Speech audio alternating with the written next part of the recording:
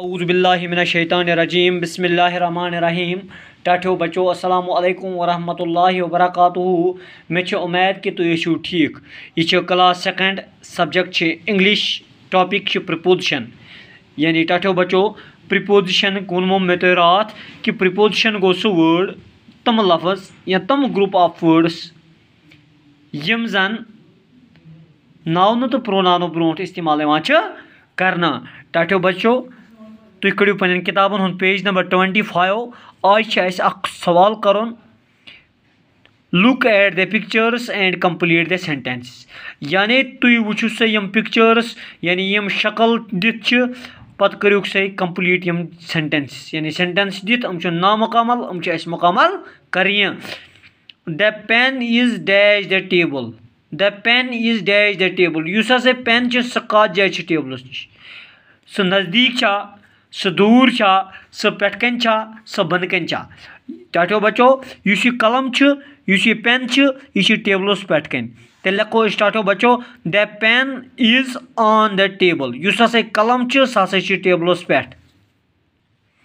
दुयम टाठो बच्चो the ball is dash the box युस हसा बॉल सह कत जाए बॉक्सस नश यानी युस हसा बॉल सह बॉक्सस मज छना कि टाठो बच्चो यह गई बॉक्सस मज गो तेल लिखो the ball is in the box युस हसा बॉल सह हसा ये बॉक्सस मज सह हसा ये डबस मज। The boy jumped dash the pool. टाठो बच्चो यह तालाब लकुट मकुट तालाब यानी दोब इस बच्चे यह वोट त्रावान कत मज अत तालाबस मज अत पूलस मज तेल लिखो टाठो बच्चो the boy jumped into the pool यानी तम हसा सी अत मज वोट इनटू द पूल। इनटू गो तेल टाठो बच्चो preposition. The blanket is dash a child यह चाइल्ड बच्चे शिंगित अम कमल हिस्म पिथ तेल लिखो the blanket is over a child युस हसा कमल सह हसा बच्चस पे।